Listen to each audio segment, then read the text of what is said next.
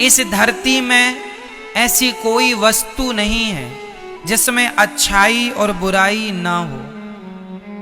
एक पत्थर में भी अच्छाई और बुराई है, हाँ या ना? यदि एक पत्थर मैं आपके सिर पर मार दूं तो आपका सिर फूट जाएगा, लेकिन उसी पत्थर को यदि मैं सीढ़ी पर रख दूं, सीढ़ी के ऊपर, एक सीढ़ी के ऊपर पत्थर रख दो तो वो दूसरी सीढ़ी बन जाएगा और हमें ऊपर पहुंचाने के काम पे आ जाएगा। क्यों जी? जो पत्थर सिर तोड़ सकता था वही पत्थर आपकी सीढ़ी भी तो बन सकता है, बस बनाने का तरीका है। आप उसका प्रयोग सिर तोड़ने के लिए करते हैं या सीढ़ी के लिए करते हैं, ये संस्कारों पर निर्भर करता है आपके। क्यों जी? यदि छोटे से बच्चे को आप तलवार दे दें हाथ में, बंदूक दे दें हाथ में, तो वो लोगों को मारना सीख जाएगा, आतंकवादी बन जाएगा। लेकिन उसी बच्चे के हाथ में बचपन से कलम पकड़ा दी जाए तो वो उसी कलम से इतिहास लिख सकता है। ये ताकत है ना? वो बच्चा संगति यदि तलवार और बंदूक की मिल गई तो वो गलत रास्ते पर चला जाएगा, और संस्कार यदि कलम के मिल गए तो वो इतिहास लिख देगा। तो कोई व्यक्ति बुरा नहीं होता, कोई व्यक्ति अच्छा नहीं होता मेरी माँ। सच्चाई तो ये है, प्रत्येक व्यक्ति बुरा होता है और प्रत्येक व्यक्ति अच्छा होता है। हमारे संस्कारों पर निर्भर करता है कि हम आपकी बुराई देखें या अच्छाई देखें। आप में दोनों चीजें मौजूद हैं, हर वक्त मौजूद हैं। 24 घंटे आपके अंदर अच्छाई भी मौजूद है और 24 घंटे आपके अंदर बुराई भी मौजूद है। अब हम आपकी क्या देखना चाहते हैं ये हमारे संस्कारों पर निर्भर करता है। इसलिए मेरी माँ, बुरा जो देखन मैं चला, बुरा न मिलिया कोय, जो दिल खोजा आपुना, हमसे बुरा न कोय, बुरे हम ही थे और जमाने भर को कहते रहे तुम बुरे हो, तुम बुरे हो, तुम बुरे हो। इसलिए आंखों से भगवान को देखो और कानों से कभी आज कसम खा लो। हमें क्या फायदा कि हम पड़ोसन की बुराई सुने? क्या मिल जाएगा? चलो आपके घर में कोई नुकसान हो गया, कई लोग ना,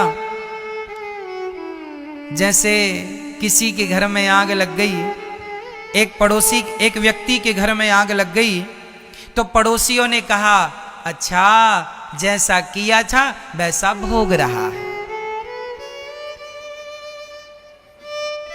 किसी के घर में आग लगी और आपने उसके लिए ये शब्द कह दिया कि किया होगा पाप तो भोग रहा है। जैसे किसी के घर में किसी की पांव टूट गया, किसी की आंख फूट गई तो कई लोग कहते ना अरे पाप किया होगा भोग रहा है। क्यों जी? ये तो सत्य है कि पाप का ही परिणाम है, लेकिन तुम कह रहे हो इसका अर्थ है तुम भी उसके पाप के अब भागीदार बन रहे हो।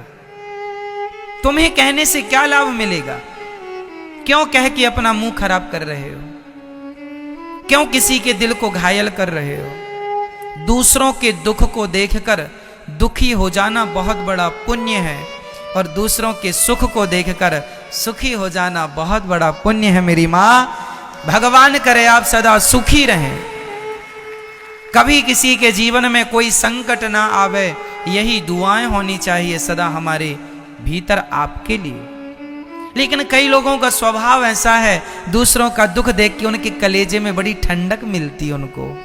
वो चाहते ही थे कि कब इनका नाश हो, कब हम मजे लूटें, कब हंसें। तो ठीक है, आज तुम मजे लूट रहे हो ना, दूसरों के घर जलने में तुम बड़ी खुशियां मना रहे हो, बस तुमने हंस लिया ना, बस बहुत जल्दी वो दिन आएगा जब तुम्हारे घर पर आग लगेगी और जमाना हंसेगा।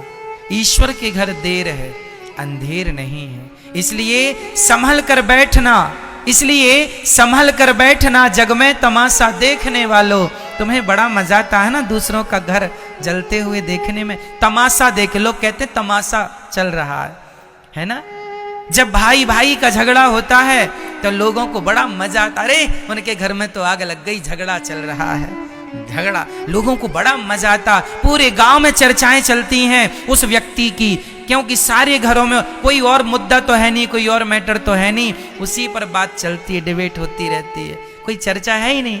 वो भगवान की बातें नहीं करना चाहते, वो तो यही चाहते हैं कब इनके घर में कुछ बात बिगड़े और कब हमें बोलने का मौका, क्योंकि बेचारे मेंढक बरसाती कभी कभी तो टर टर करने का मौका मिलता है, रोज रोज तो ये बोल सकते नहीं, तो जब मिलता है तो छोड़ते नहीं है मौका अपना।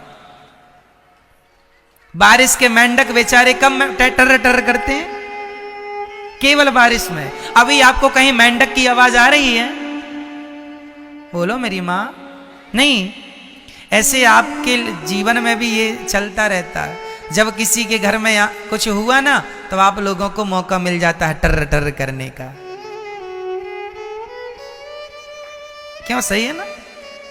संभल कर बैठना जग में तमाशा देखने वालों, कहीं खुद ना तमाशा बन जाना तमाशा देखने वालों। इसलिए कभी दूसरों के तमाशे को ना देखो, भगवान से यही प्रार्थना करो, विधाता इनको सद्बुद्धि दो, ये प्रेम से रहे।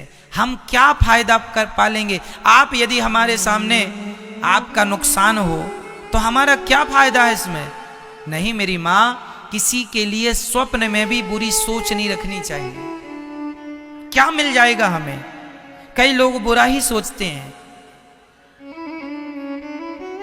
आज इतने गंदे लोग समाज में हैं कि वो खाने में जहर तक दे देते हैं।